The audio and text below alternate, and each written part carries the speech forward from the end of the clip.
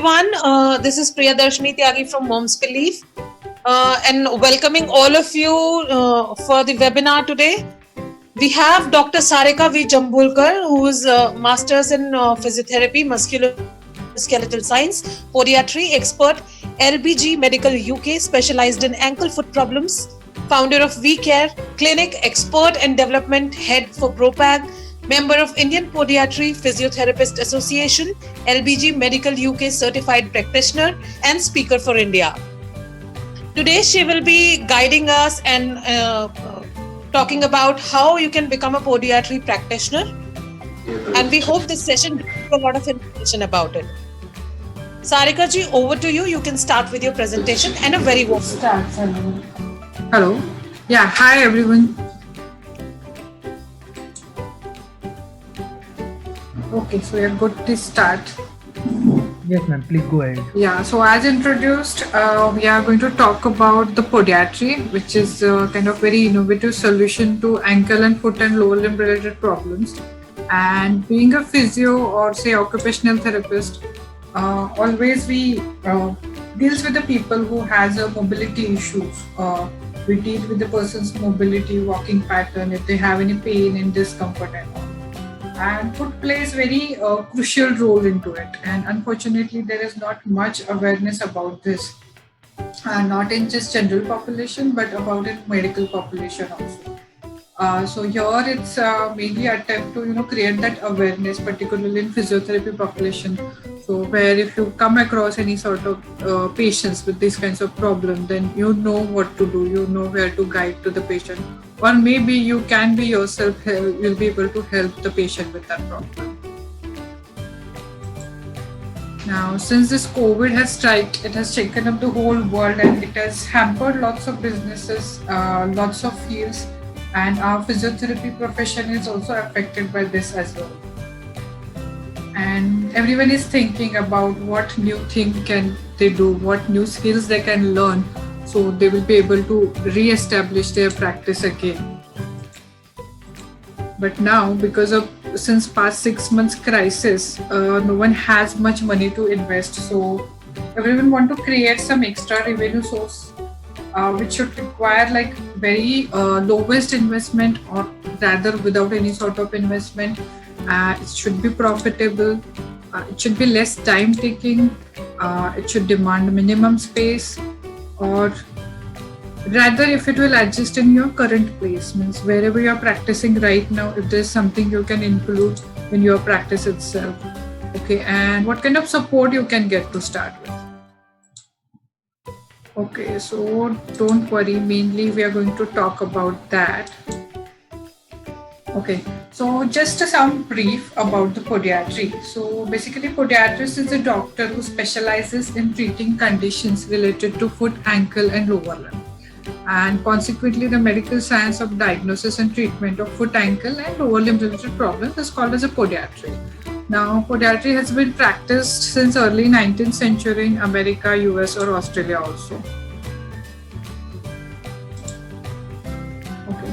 So, this image is very crucial to understand, what is the importance of the foot. Like foot is base of our body. The base is altered, the foot alignment, consequently, it's going to hamper your entire posture. So here, if you see the this first image with the green arrows, the foot is well aligned, the knee level is well aligned, the pelvis is level, shoulder are level. Now suppose because of any reason, if say one side arches collapses, that's going to increase the rotatory forces at the knee, and that side knee is going to come down. That's going to result in drop of the pelvis of that side also, and that's going to hamper your posture at the spine also, and eventually it will lead to the shoulder alignment. Now, 3 out of 4 people experience serious foot complication in their lifetime, and most of the time it is neglected. Now, being a physio, these are a few conditions which we come across on in our day-to-day practice. First is the flat feet. Plantar fasciitis, most common problem nowadays. Calcaneal spur, which is consequent effect of plantar fasciitis. Achilles tendinitis, retrocalcaneal spur, recurrent ankle sprain, patellofemoral pain, IT band syndrome, osteoarthritis of the knee, recurrent back pain, and corn and calluses. Now, recurrent back pain, here I'm talking about you might be getting a patient who's doing their core stability exercises very regularly and all, but still their back is reoccurring. Okay, so we have to figure out whether that pain is related to their feet or not. How? We'll be coming up to that later. Now, how does it work? So, in physiotherapy third year also, we are always trained in the diagnosis. So, before starting the treatment, it is essential to identify the root cause, which can only be known after the thorough assessment. Now, when it comes to the foot assessment, it's very important to understand patient's complaints and lifestyle. So, say if a person can be housewife who does lots of standing at home, okay, or maybe person's occupation is into sales where he's walking a lot and that too in the formal shoes, or maybe the person is a marathon runner. So you need to understand the patient complaints. Okay, now next is the visual inspection of the foot. Foot alignment and posture. Now this is just very gross term. There are lots of windows there about the foot alignment and posture. Gait analysis, foot sensation. Foot sensation is important when particularly patient is diabetic or having any sort of neuropathy. Measurement of the foot size, inspection of the patient's footwear, existing footwear which person is using since a long, right? So the wear out pattern of that footwear can give a lot of clue about how is the person's walking style. Now here I am going to give you the 4-point quick screening to identify the patient. It means like you have patients say plantar fasciitis or some kind of foot related issue. You're doing already your regular physiotherapy management, or maybe patient has taken already physiotherapy, but the symptoms are reoccurring. So how to identify that this is the patient who is going to need actually the podiatry intervention. So these are the 4-point quick screening you can do in like just 5 minutes also, and then you will come to know whether these patients need the podiatry help. First is observe the patient's toes. Okay, if there's any toe deviation, the first image is like very commonly seen hallux valgus with bunion. You can get an opposite deviation. There is an adduction of the toes. Okay, it's also called as a banana feet. And the third image shows plowing of the toes. Plowing of the toes mainly suggests if there is any balance issues. Okay. Now observe the medial arch, particularly in weight bearing position. Okay. So in standing, observe the inner side of the feet, whether the arch is normal, whether person is having a high arch, or whether person is having a flat feet. Main thing is do it in the weight bearing position. Heel deviation, that is you need to observe the calcaneus from behind. If the heel bone is turning inwards or turning outwards. So the first image, it shows the pronation. So person who has a flat feet, their ankle roll inwards and the calcaneus is going into eversion. Center image is basically the neutral near normal. The third image is showing the supination where the calcaneus is in inversion because of the high arch. And the fourth point is corn and calluses. Now, as a physio, maybe you will not be able to you will not get a cases with this problem like a corn and calluses. But if the person is having any calluses which are reoccurring, the calluses are happen due to undue pressure coming over certain areas over foot. Say like for example, if the person is having a flat feet, the foot is going to roll on the inner side of the foot, right? So there they are going to exert more pressure and the person will develop a callosities over the say great toe or the first metatarsal head also. And then eventually the calluses can get converted to corn problems. So these are the 4 points. You can screen your patient for the foot problem. Okay, now you screen your patient and you know patient has some possible deformities and there is some arch abnormality also. Now what to do? And that is where the lack in the study, because in a curriculum the foot assessment is there. We have studied biomechanics. We know how to evaluate. after evaluation, what to do? That's mainly practical part of it. Okay. So in the workshop or here or at our clinic we care where we practice podiatry, after the assessment we prescribe some prefabricated orthotics. These are from LBG Medical UK and these are designed by the podiatrists. These are designed in the lab of LBG Medical. I'm just going to introduce the orthotics. Just there are three main orthotics. There are more than this also. So how to basically prescribe it? Okay, there are densities, means depends on the hardness of the material. The high density full length insole, high means which is the hardest material. When the person has say very severe flat feet or person is overweight or person is athlete, we give a high density. Then there is a medium density, which is less hardness than the high density, and the last is the low density, which is the softest. So obviously the soft one, low density, goes to the sensitive patient like a diabetic, rheumatoid arthritis or geriatric people. And the medium density, which maximum time we use, is the person with a moderate kind of issue or having moderate lifestyle, not very sedentary and not very active. These are called as a bedside orthotics. Why? Because it's very easy to prescribe. It doesn't consume time. You can customize it actually beside the bed, and you don't need any heavy equipment to customize it. That's why this is called as a bedside orthotics, and it's very feasible to prescribe. It's very easy to modify. Now, how the modification can be done? These insoles are heat moldable. Okay. Second, it comes with the different patches. So as per individual foot problem, we can add a different patches in different settings. So we can customize it as it per the patient's foot problem. So these are the few examples, like say forefoot valgus or metatarsal bar. If there is a lots of forefoot pressure, you can use a metatarsal bar. Or heel raise, say if a person is having leg length discrepancy, then one side you can as a short leg. We are going to see some case studies. One is with the plantar fasciitis. We'll be coming with few good videos also where you can see the good changes, after the orthotic intervention. So the first case study we are going to study about the plantar fasciitis, which is like very, very, very, very common problem. So this patient is 36-year-old female, housewife. She had a complaints of heel pain, more than the right side, difficult to step down, mostly in the morning while getting up. Classical symptom of plantar fasciitis. Calf and knee pain, more on the left side, and obviously she had a lots of low back pain also. The assessment reveals she had the pollen arches, there was a clawing of the toes, she had a calluses. There was a difference at the knee level. So yeah, this checking a knee level is an integral part of the assessment where we can find out if there is any leg length discrepancy, and we'll get an idea why that patient is having symptoms only that one side more. X-ray was showing spur. You can see actually quite prominent spur was developed.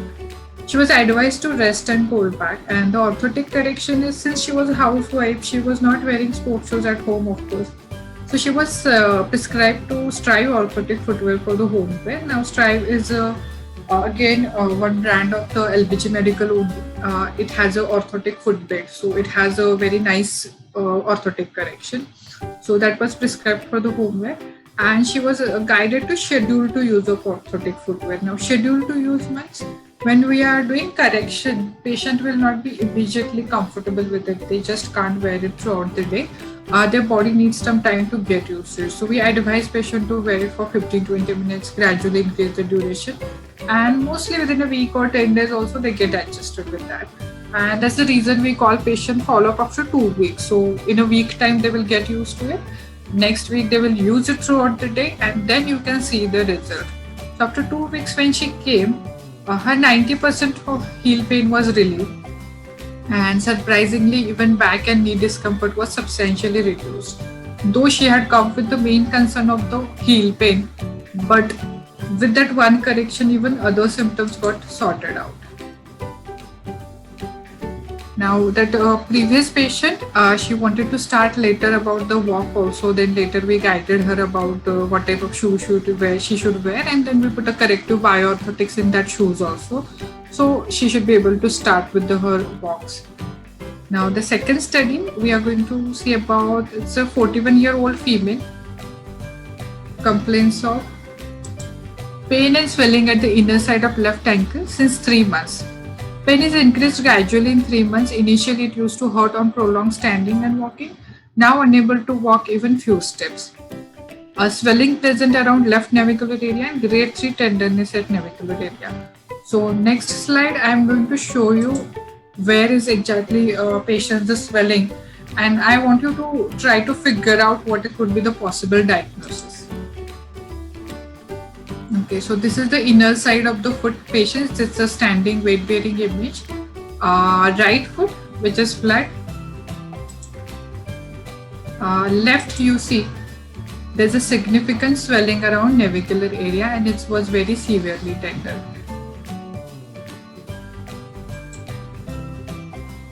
Okay, I am still, so patient has flat feet. That's very clear.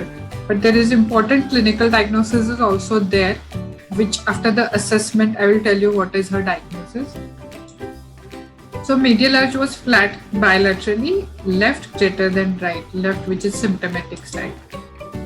Transverse arch was also reduced, subtalar joint was badly overpronation, again left greater than right. Navicular drop present bilaterally, navicular drift again bilaterally, calcaneus was evergent and again it was present bilaterally, left greater than right. There was a knee valgus also. So if you guys had any thought about the diagnosis, patient has a tibialis posterior tendon dysfunction. Usually in patients with the flat feet, tibialis posterior is the main muscle which support the medial arch. Okay, and it actually attaches over the one section. Okay, this is a foot model. So the tibialis posterior actually comes in its right attached to the navicular tuberosity, and it's always weak in the patients with the flat feet. So when because of any reason the tibialis posterior get injured, the arch fall more and patient get a developed marked swelling at the navicular area. Usually the symptoms are very severe and the patient will be like really distressed. Okay. So this patients we have a videos like pre and post both ways. So we'll just go through the videos. So this is a day 1 video. You can see the patient walk, how she is limping on the left side.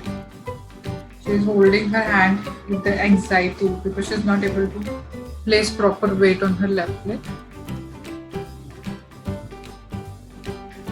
This patient has consulted several orthopedics, several physios also, and one physio also told her there's nothing can be done about it as she has flat feet.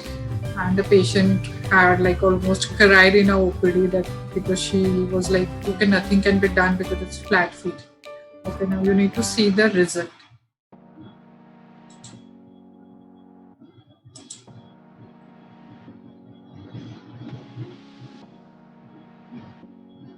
This is just in 2 weeks of time.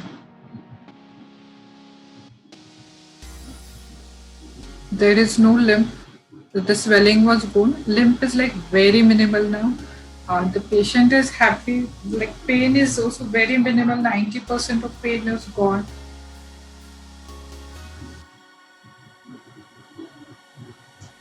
Okay, now we'll see the same patient walk with the shoes. Now this is the same video which we saw in the previous slide. Now we can compare it with the walking with the shoes. Now she's wearing the sport shoes which was advised for her, and I have also added the insoles in that shoes. So whatever that minimal limp was there compared to the day 1, with the shoes and insoles even that limp was gone.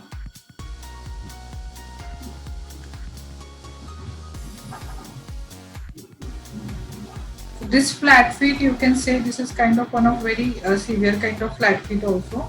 But even person with such a severe flat feet with tibialis posterior injury also, those patients can resume their active lifestyle. They can, walking can be improved with the appropriate sport shoes and appropriate insoles.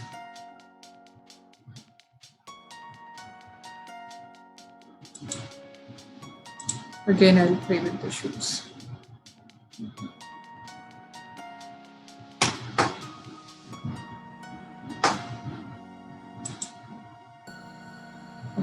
Now we'll go to the next. So how this patient was treated? Since the pain and injury was so bad, she was advised for the rest and pull back, and she was prescribed orthotic footwear for the home wear. Her walking shoes were very flimsy, guided for the right sport shoes.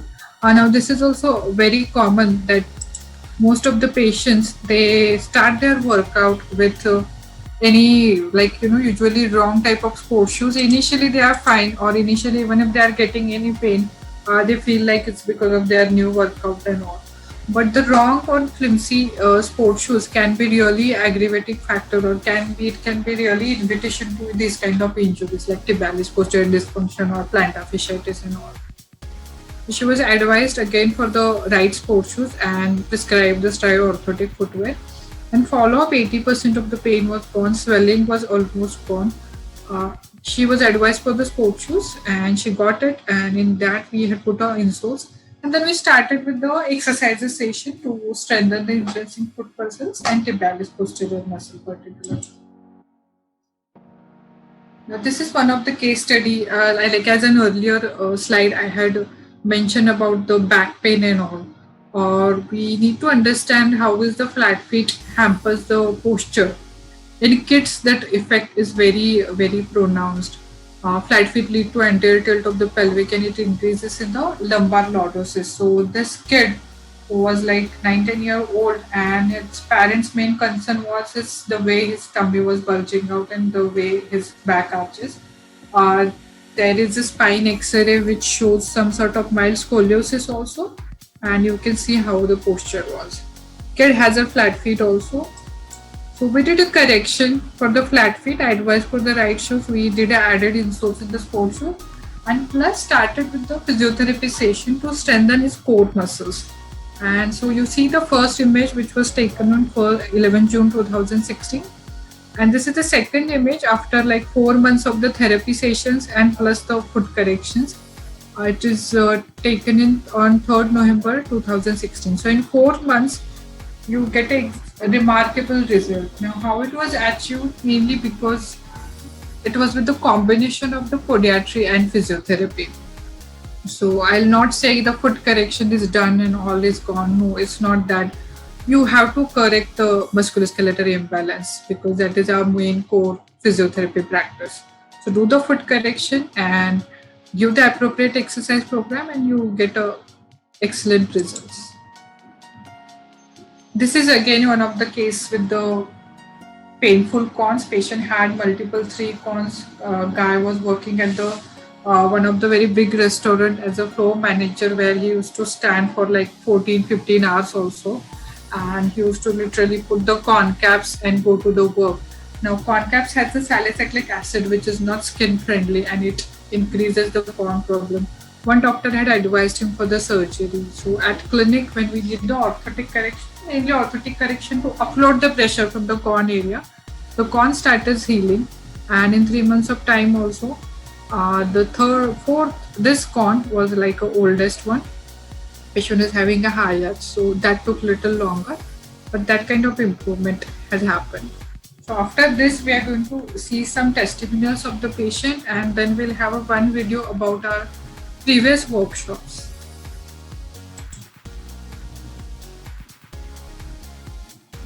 So this is the feedback.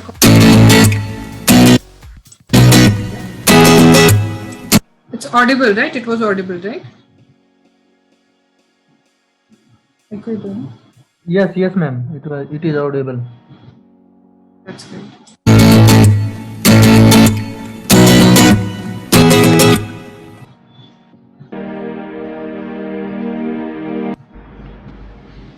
Good morning, everyone. My name is Pratik Katre, and I have been suffering from corns on my left sole since 2010. My previous job entailed that I had to be standing on my feet for more than 12 to 14 hours, and it had a lot of running around to do, which is why I developed these very painful corns on the left sole of my feet. They were 3 in number and it was very painful. Till I think between 2010 and 2013, I tried a lot of remedies like corn caps or insoles without having proper knowledge of what was actually ailing me. Luckily, in 2013, I came across Dr. Sarika, and she was a godsend. She advised me about my issues, that I had a high arc, and due to my job, there was too much pressure coming on my feet, and with a mixture of using her specialty techniques, the pain has now gone. I think it's in I think a year or so, two of the corns went. I think there's one which is remaining right now, and I think for the past 7 years I've been a very happy patient at Dr. Sarika's clinic, and the way they take care of you and the way they address your problems, I don't think I have ever sort of seen a doctor do so good. Thank you.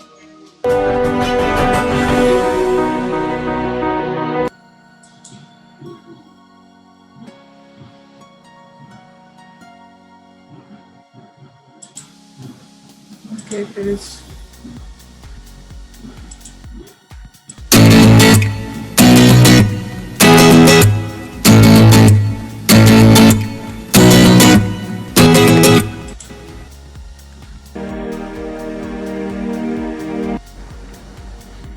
Good morning. Just to put it next.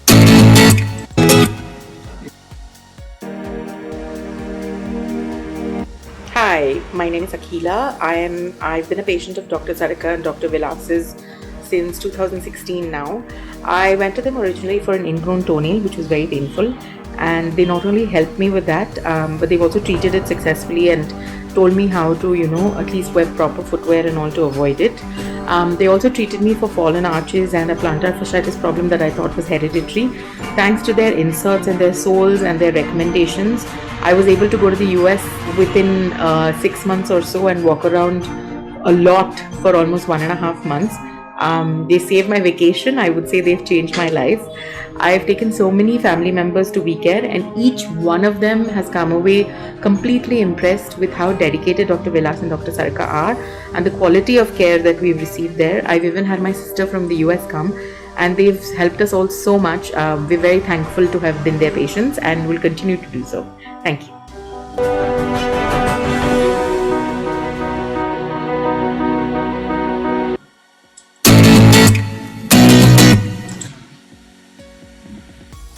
Okay, so mainly these are few interesting feedbacks.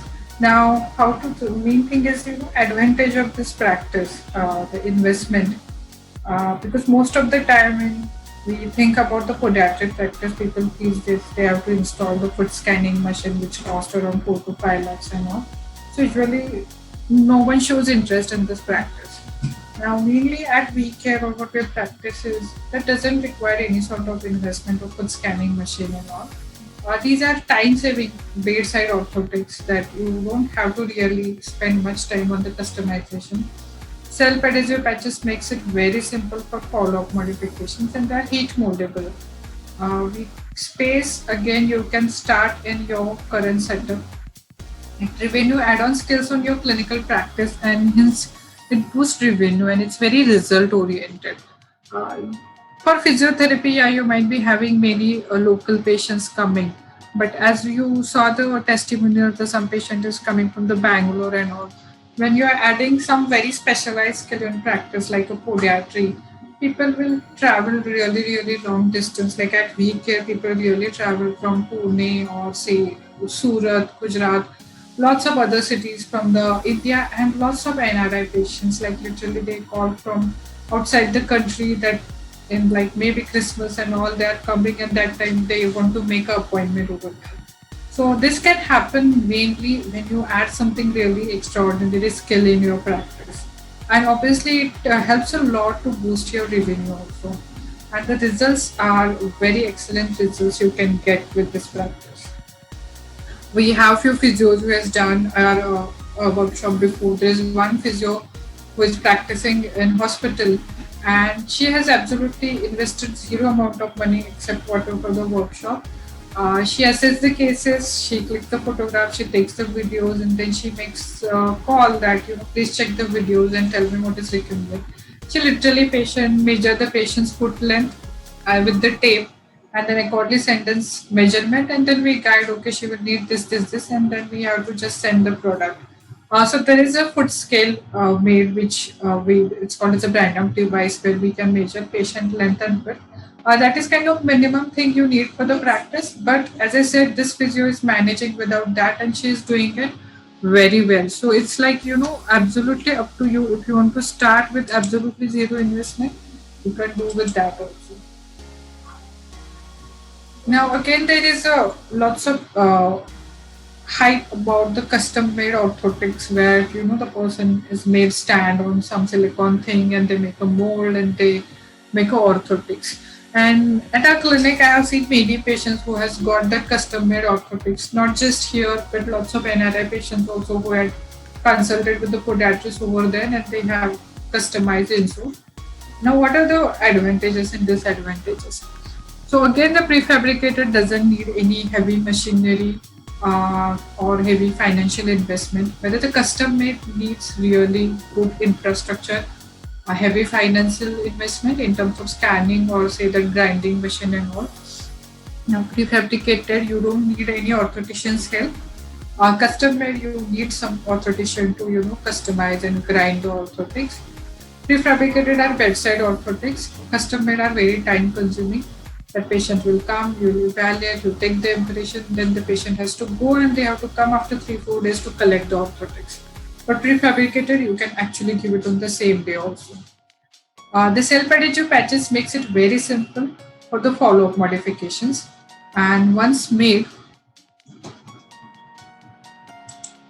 custom made, once made, if the patient has discomfort, then changes are very difficult.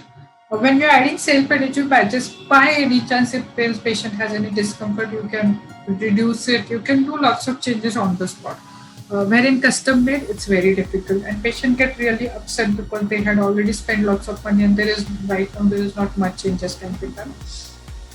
Now prefabricated, all aspect can be covered for correction. All aspect means all 3-dimensional corrections. Our foot functions in 3 planes. So the correction has to be done in the 3 planes. In custom made, always they more focus on navicular correction. So if it is a flat fit, they do really high lift on the navicular area and they do lots of medial waves. Sometimes it helps, but sometimes it's very uncomfortable for the patient also. And they completely forget about the other planes, about the calcaneus eversion or about the forefoot realignment.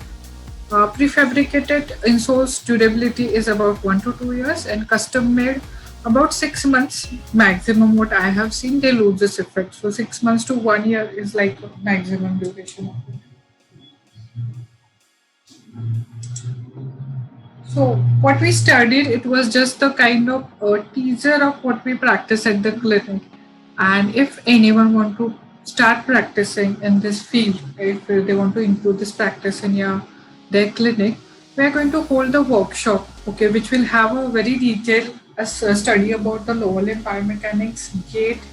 We'll be taking lots of practicals about the assessment, static and dynamic foot assessment, how the orthotics can be introduced and how the customize can be done with lots of case studies and videos also. Like in this presentation, we just saw the one video, but with various kind of arch patterns, we'll taking lots of videos. So we are having an upcoming workshop in next week, which is 30th and 31st of January. We're going to hold it at Bandra West, Mumbai. I guess most of you must have received it, details about the workshop. If not, we'll send it across what are the workshop contents and fee structure is going to be. It's going to be Saturday, Sunday full day workshop with all above mentioned contents. And I'm going to share one video of our previous workshop, how it was conducted and what was done. So you'll get a brief idea about the workshop. There will be 2 speakers, like I'll be there and there will be another Dr. Shweta Gaikwad. The reason for 2 speakers is so we can give a personalized attention for all practitioners, that everyone will understand how to evaluate the foot properly. Okay, so I'll play this video and after that we'll have a chat ready that if you have any queries, you can feel free to ask.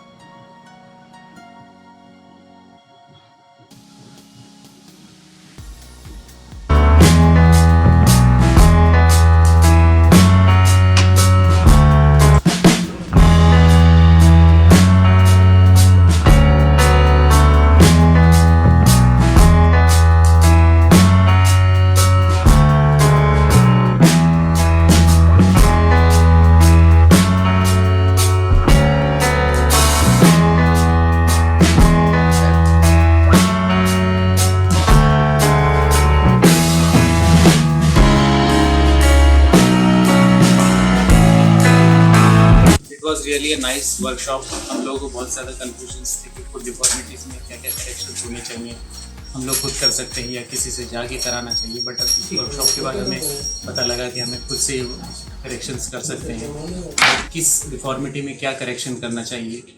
और food deformities से हम food deformity correct करके heal pen, knee pain, even posture correct कर सकते हैं, walking speed बढ़ा सकते हैं, गेट साइकिल बेटर कर सकते हैं।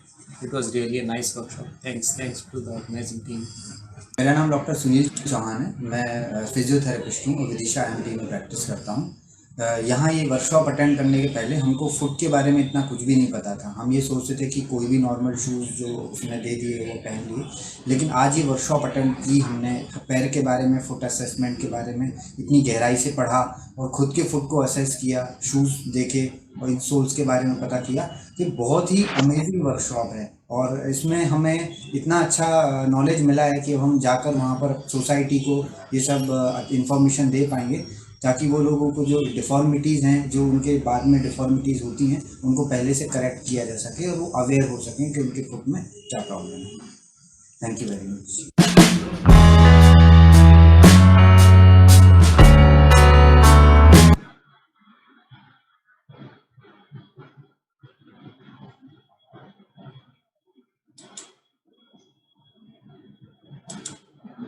Okay, so you can ask for your queries. There are numbers mentioned about the workshops if you are interested. There is one more thing which is left to mention about the diabetic foot. Basically, it's very vast topic, and many of diabetic patients, say they from young age, they can have a flat feet or other sort of foot problem. They can have a corn and calluses from before, but now once they develop diabetes, which lead to vascular changes in the foot, lack of circulation, or say a lack of sensation in the feet, those corn and calluses can become a life-threatening. It can get converted to ulcerations also. So in the diabetic foot, the offloading those corn and ulcers can really life-saving, and we can save a lots of limbs in diabetes because of that. So that is also another aspect of this practice, that the similar science, if you can apply in diabetic patients also, we can prevent lots of amputations. Since India has become a capital of diabetic patient, this thing is really growing, and the incidence of amputation, which hampers the patient's mobility drastically. So when you do early intervention for the diabetic patient, you can get really good result, and you can save patient from surgeries and all. So these are the mentioned numbers, and if anyone has any query, you can put it in the chat box.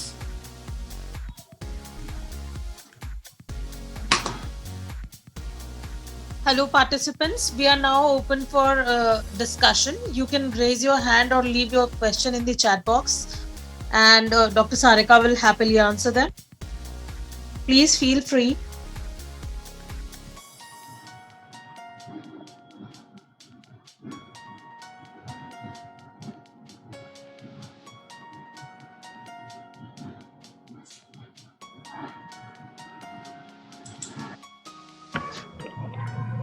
Hi Virat, you have any question? Please ask. I unmute to you.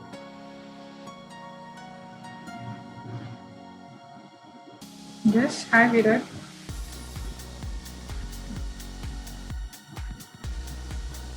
Virat, you are on unmute. You can now go ahead you and can ask. speak. You can ask the question.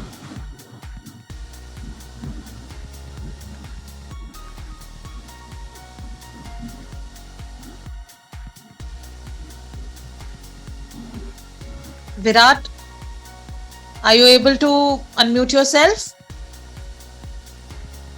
Shiv, can you please check if he is available right now? Yes, I have unmute to him. Or you can even type in the chat box. Meanwhile, I'll just tell you about the workshop.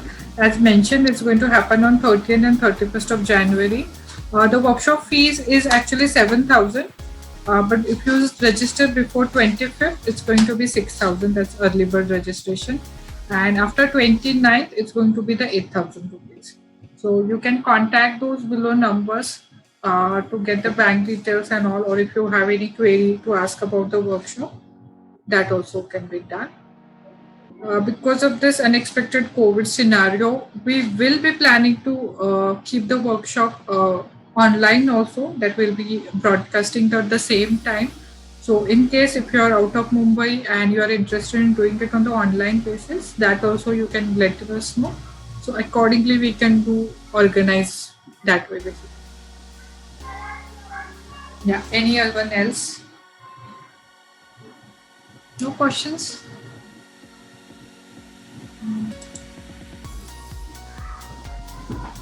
All participants can unmute itself. You have the all permissions right now. If you have any query, please ask.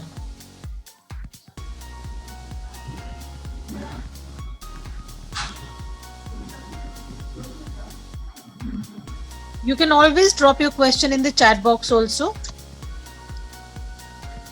Or you can unmute yourself directly and ask the question.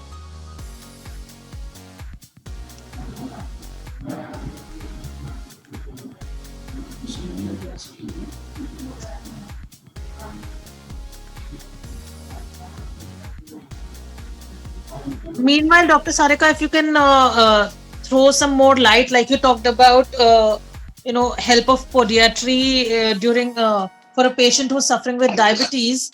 Yes. What are the pre and post measures? Can it be helpful before a person, like you said, the calluses or the corns that are formed? Right. In the case of diabetes, what are the steps that are generally taken, and how much time does it generally takes for to take effect? Yeah, that's a really good question. Okay, so in diabetic patient, most of the food complication happens because of lack of awareness.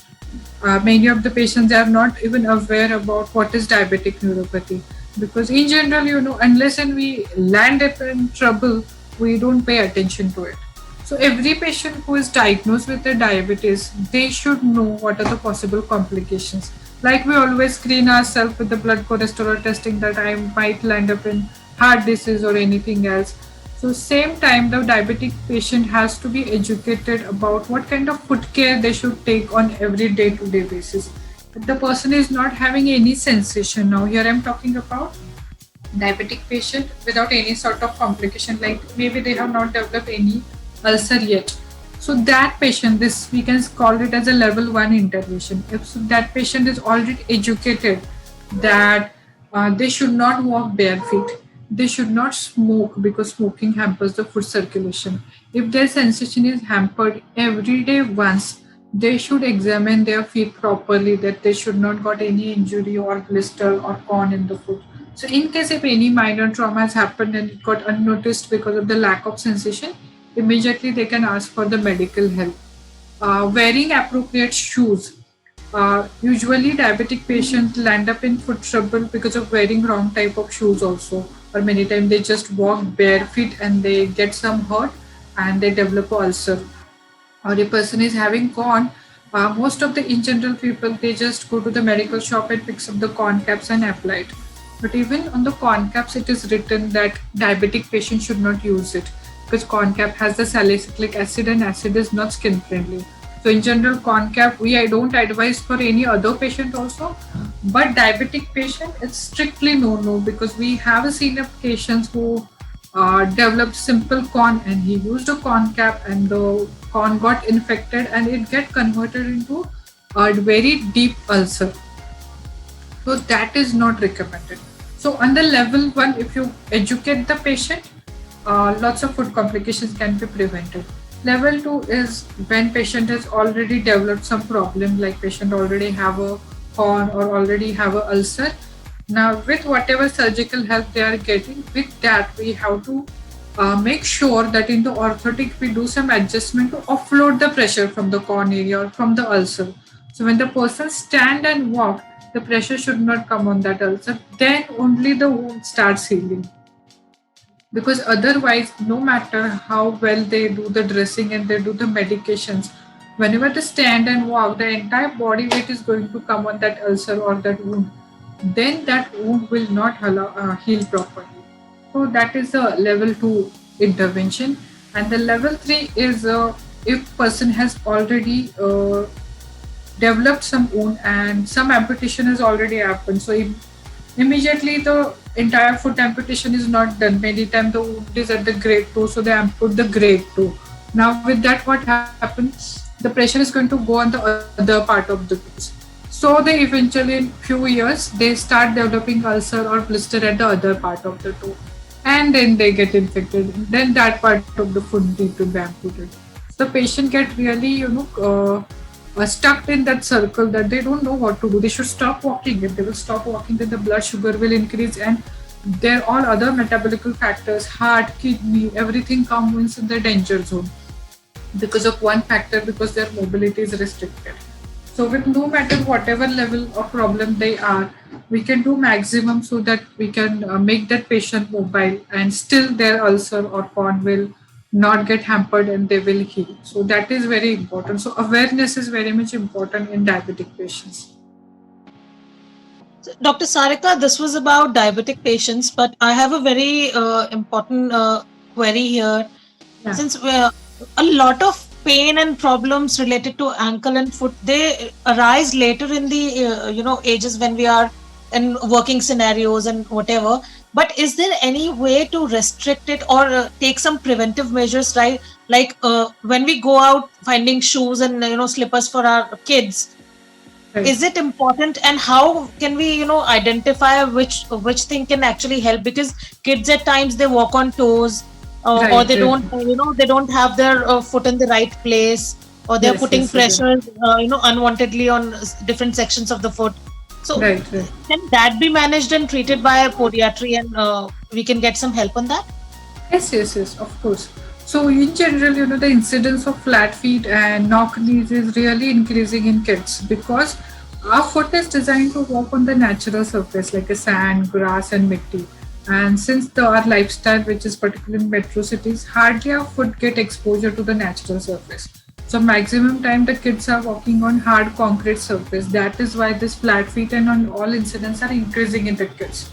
So, when your child is young, maybe below 5 years of age, if the parents will work to get them exposed on the sand or on the natural surface, and if they will just make them walk on the natural surface bare feet, that will help to, improve the foot muscles.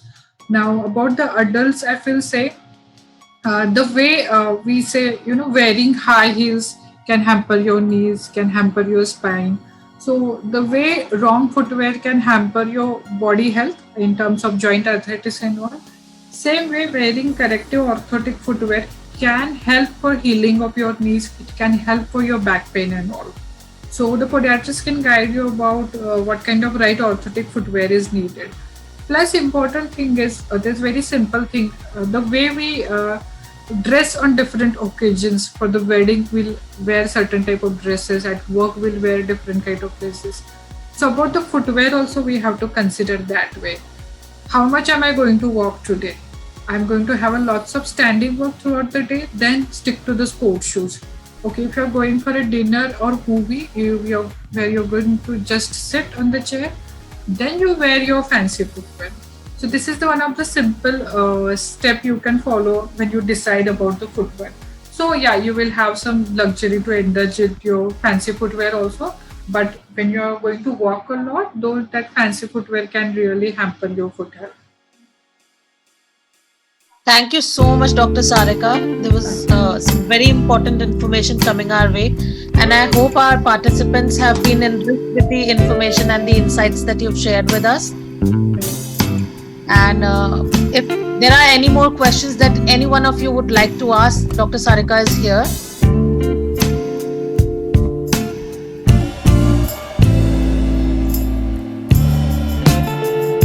I guess there are no more questions. So Dr. Sarika will be wrapping up the session here. Thank you so much for the lovely session. Yeah, most welcome, and thanks a lot for interesting questions. Thank you so much. Have a great day. Yeah. Okay, then goodbye all. Note the number and you can get in touch with us about the workshop. I guess there are just queries at the very last moment. Okay, fine. No problem. Regarding the recordings, obviously we will be uploading. You will get the recordings. Sure. No problem. Sarika will take a go ahead from you, and then we can go about it. Yeah. That's clear. Thank you so much. Bye, everyone.